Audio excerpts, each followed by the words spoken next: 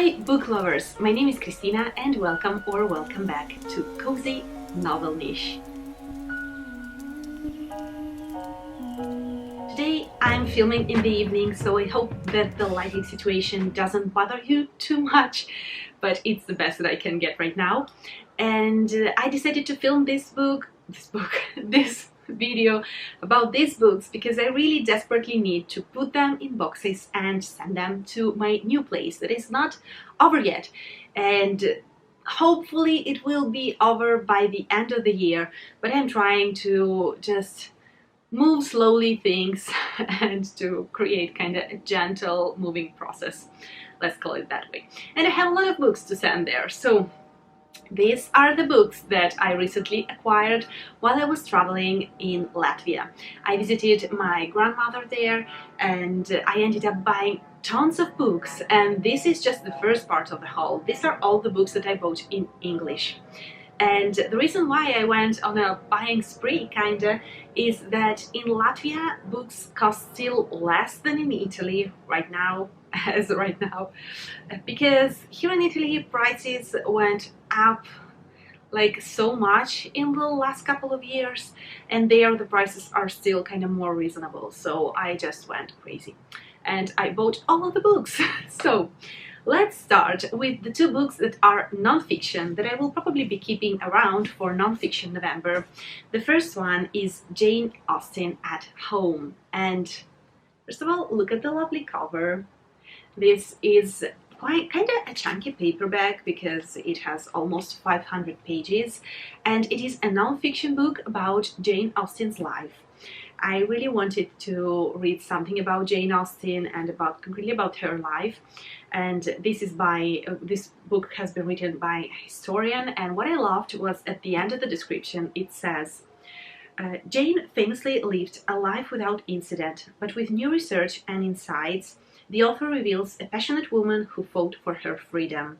A woman who, far from being a lonely spinster, in fact, had at least 5 marriage proposals, but who in the end refused to settle for anything less than Mr. Darcy.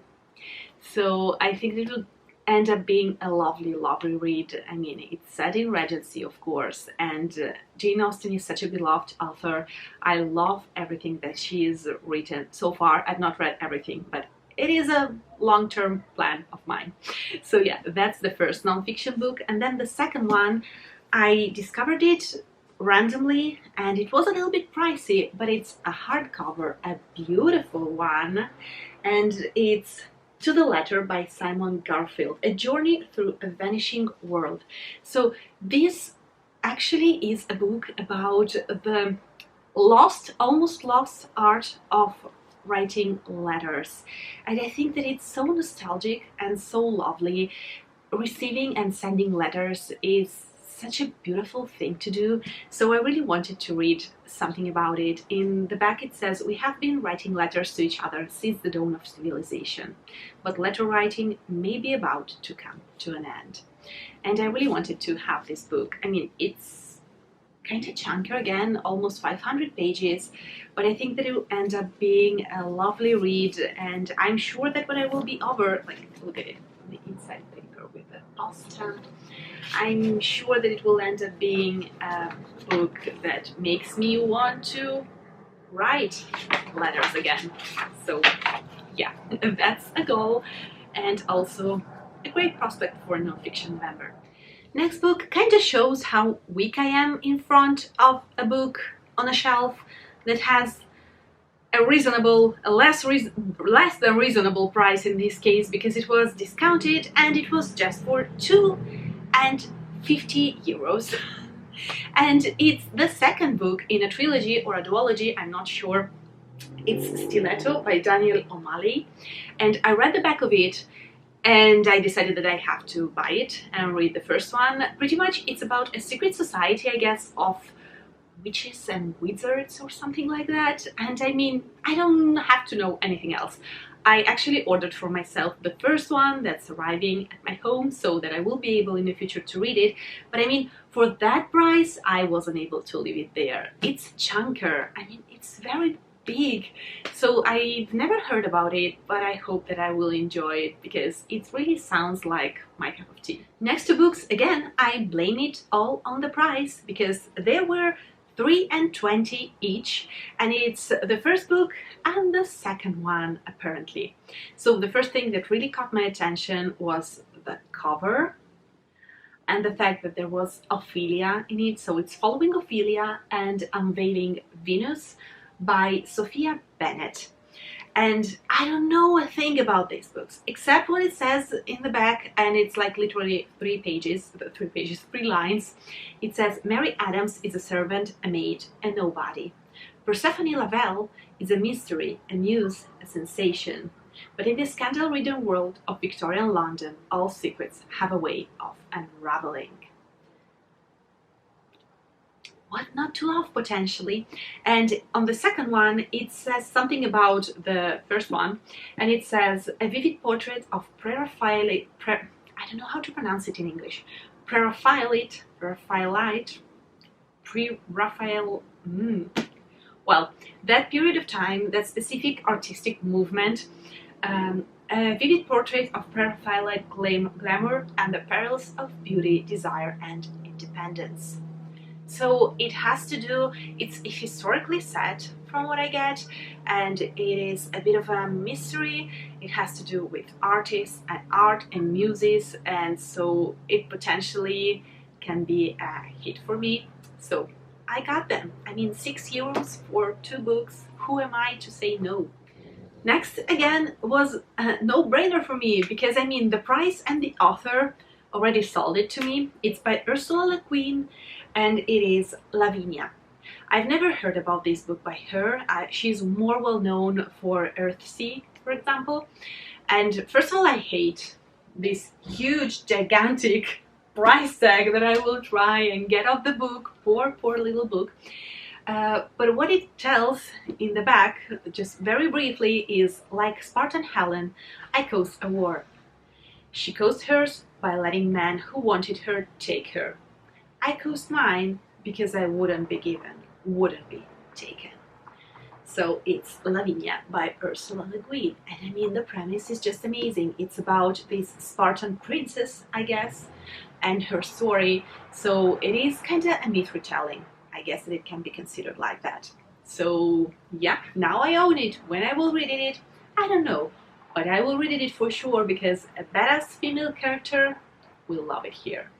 The last but one is a book that is completely a cover buy. And I mean, look at it. Just look at how pretty it is. I don't know if you can even see, but it's like these parts that are in 3D and they're lovely. And it has something like the, I don't know how to call it. It's advertised, a blurb, there is a blurb by Neil Gaiman that says the single most beautiful and unjustifiably forgotten novel of the 20th century. It's by Hope Mirrorless, and it's Lute in the Mist. I've never heard a word about this book, but it's just so lovely, and even without knowing anything, in the back it says a Shakespearean tragicomedy, a murder mystery, and a multifaceted allegory all in one, and a damn good story too. So apparently it is set in Lute, that's a town in between 2 rivers, and one of the parts of the river comes from fairyland. So the city doesn't want to have anything to do with magic and fairies, but apparently we will be following a father, and that's something that I loved, a father figure who is kind of a grown man, and that's something kind of new for me in the fantasy setting. And I don't know anything else about it, just that it's lovely, the cover is lovely, the premise seems amazing, and I don't know why I've never heard a word about this book. It's 260 pages, so it's not very long, and maybe I will read it sooner or later. I'm so happy that I own it for no reason. I've not even read it, but I'm just happy. And the very last book is a funny one because I ended up getting it from a shelf, getting to the register and asking for the price, and the woman just looked at me and was like, "Where you got that book from? And I'm just like, from that bookshelf? It's not possible. Yes, it is. No, it's from a different bookshop. And I was just like, okay, so what am I supposed to do? And apparently it was a book crossing. It took us a while to understand that it was a shelf dedicated to book crossing, but I got a book. So it was for free, pretty much, and it's A Treason of Thirds by Laura Weymouth.